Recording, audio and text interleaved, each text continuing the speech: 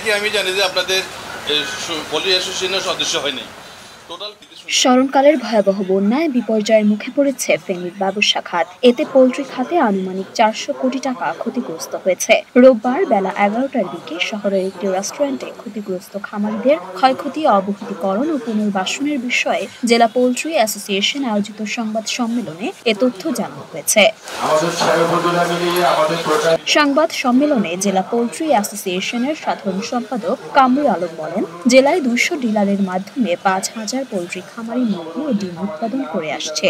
এগুলো ফেনীর স্থানীয় চাহিদা পূরণ করে ঢাকা চট্টগ্রামেও সরবরাহ করা হয়। কিন্তু 20 আগস্ট থেকে প্রায় 10 দিন ধরে চলমান বন্যায় জেলার 80% পোল্ট্রি খামার সম্পূর্ণ ও 20% আংশিক ক্ষতিগ্রস্ত হয়েছে। প্রায় 5000 খামারি আমরা 6 উপজেলা মিলিয়ে, যারা আমাদের প্রায় 200 ডিলারের মাধ্যমে এই খামারগুলো পরিচালনা করে, সব মিলিয়ে আমরা যে ক্ষয়ক্ষতি নিরূপণ করেছি সেটা প্রায় 400 কোটি টাকার মতো।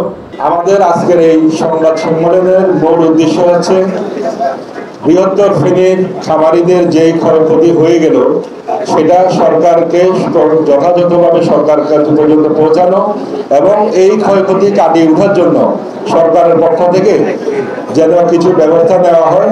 সরকার যেন উদাসীন না থেকে আমাদের বেকারত্ব যেন আমরা বেকার যেন না হয়ে যাই, আমাদের খামারগুলো যেন আবার উৎপাদনে যায়, আমাদের লোকগুলো যেন আবার কাজ করতে পারে, আমরা যেন কম দামে ডিম মুরগি পাই। সবকিছু আগের মতো ঠিকঠাক রাখার জন্য সরকারের কিছু সাপোর্ট প্রয়োজন। সরকারের পক্ষে এই সাপোর্ট করা খুব কষ্টকর কিছু হবে না ইনশাআল্লাহ।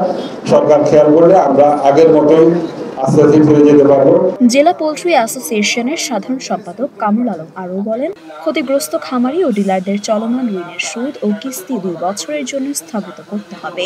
এ সময় জেলা পোল্ট্রি অ্যাসোসিয়েশনের সভাপতি মাহবুবুর আলম সহ অ্যাসোসিয়েশনের জেলা ও উপজেলা পর্যায়ের কার্যকরী কমিটির সদস্যরা উপস্থিত ছিলেন।